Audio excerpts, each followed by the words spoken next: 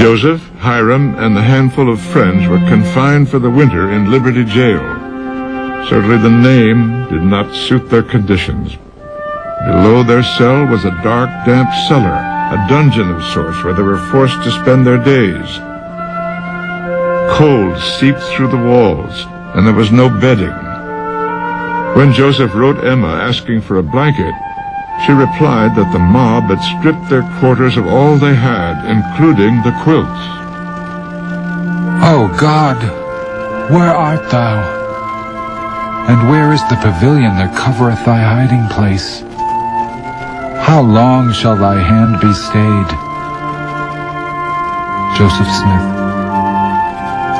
Joseph described the answer to his pleadings as a revelation from God with these words: "Thine adversity and thine affliction shall be but a small moment, and then if thou endure it well, God shall exalt thee on high. Thou shalt triumph over all thy foes. Thy friends do stand by thee, and they shall hail thee again with warm hearts and friendly hands." One of those friends was his brother Hiram. I could pray in my heart that all my brethren were like unto my beloved brother Hiram, for truly he possesses the mildness of a lamb and the integrity of Job, and in short, the meek and quiet spirit of Jesus Christ, and I love him with that love that is stronger than death. Joseph Smith. I had been abused and thrust into a dungeon and confined for months on account of my faith and the testimony of Jesus Christ. However, I thank God that I felt a determination to die, rather than deny the things which my eyes had seen, which my hands had handled, and which I had borne testimony to, wherever my lot had been cast. Hiram Smith. The bond between Joseph and Hiram is one of those great epics, I think, in all of religious history. After almost half a year in jail, the prisoners were granted a change of venue. They had been held illegally with no official sentencing. The guards during the transfer were careless, perhaps purposely, allowing the prisoners to bolt. We thought it a favorable opportunity to make our escape. Joseph Smith. They joined the saints who had been sheltered by citizens in the riverfront town of Quincy, Illinois. I cried, "Lord, what will you have me to do?" And the answer was, "Build up a city and call my saints to this place." Joseph Smith. He goes to Liberty Jail, and you might say a broken man, torn from his children, torn from his people.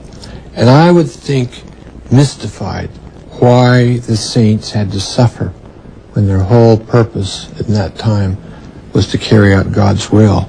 Liberty Jail provided months of forced meditation.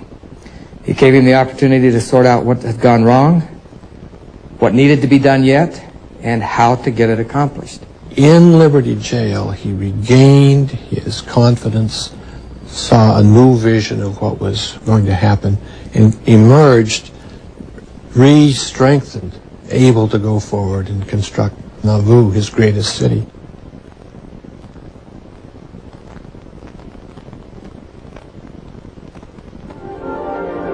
Joseph again took up his cause born years before in an illuminated grove in New York and reaffirmed in the damp of Liberty Jail. He purchased a sparsely settled swampland on the Mississippi and named it Nauvoo, Hebrew for beautiful city. The Illinois legislature granted a liberal city charter, giving broad authority to the new colony. For a time, the saints found respite from their persecutors, but they immediately faced illness and disease. Many lay sick along the bank of the river. Joseph healed all the sick that lay in his path. Among the number was Henry G. Sherwood, who was nigh unto death. Joseph stood in the door of his tent and commanded him in the name of Jesus Christ to arise and come out of his tent. And he obeyed him. and was healed. Wilfred Woodruff. New members converted in the growing missionary effort in England, Canada, and the eastern states started pouring into Nauvoo. In speaking of the gathering, we want all honest men to have a chance to gather and build up a city of righteousness, where even upon the bells of the horses shall be written, Holiness to the Lord. Joseph Smith. We had come afoot 1,000 miles. We lay in bushes and in barns and outdoors and traveled until there was a frost just like a snow, and we had to walk on that frost. Jane James. I could see one person who towered away and above all the others around. Before I was aware of it, he came to me, and when he took my hand, I was simply electrified. The one thought that filled my soul was, I have seen the prophet of God. He has taken me by the hand. Emmeline Blanche Wells. I could not help noticing that he dressed, talked, and acted like other men, and in every respect appeared exactly the opposite of what I had conjured up in my imagination a prophet to be. Boston B. People had a perception of a prophet that was perhaps unreal. They'd never met one. They didn't know that a prophet was both divinely directed and very much a human being. It was difficult for people to understand how Joseph could go out and pull sticks, play ball with the boys, and then go in and dictate a revelation. But that said more about the expectations and the mindset of people who came into the faith than it did about what a prophet really is.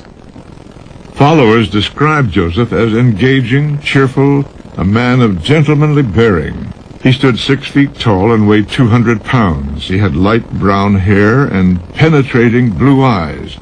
A politician remarked to his wife, "He is what you ladies would call a very good-looking man." Said one woman convert, "The love the saints had for Joseph was inexpressible." His enemies called him a common impostor, a rogue. The envy and wrath of man have been my common lot all the days of my life. Deep water is what I am wont to swim in. Joseph Smith. It is easy to see Joseph Smith as a fraud, as a charlatan, as a schemer, as a plotter. That just means that you don't like what he was trying to teach and trying to do. Nauvoo developed quickly, becoming the largest city in the state. Before long, the Mormons made up half the population of Hancock County. Joseph laid out the city, reserving the bluff overlooking the Mississippi for a temple. Up and down the streets, shops open for business. Blacksmiths, tanners, coopers, a bakery, even a bonnet maker. There were sawmills and grist mills, a gunsmith, a printing office, and a cast iron foundry. Joseph ran a dry goods store, though he was not much of a businessman.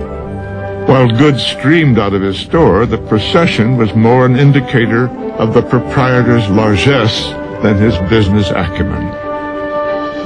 In the history of the whole world, there cannot be found such another instance of so rapid a rise of a city out of the wilderness. A city so well built, a territory so well cultivated. J.H. Buckingham. The New York Herald in 1842 described Joseph and his church as a spiritual system combined also with morals and industry that may change the destiny of the race. Joseph's efforts were ambitious. He sought recompense from the federal government for the losses in Missouri, formed his own military force, the Nauvoo Legion, issued a newspaper, and joined the newly formed Masonic Lodge. He sent his trusted apostles to England to preach the gospel and gather the converts.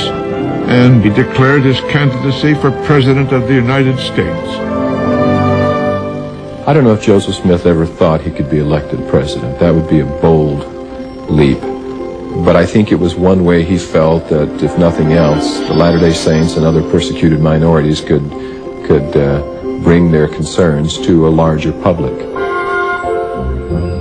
I was at Joseph's, and several men were sitting on the fence.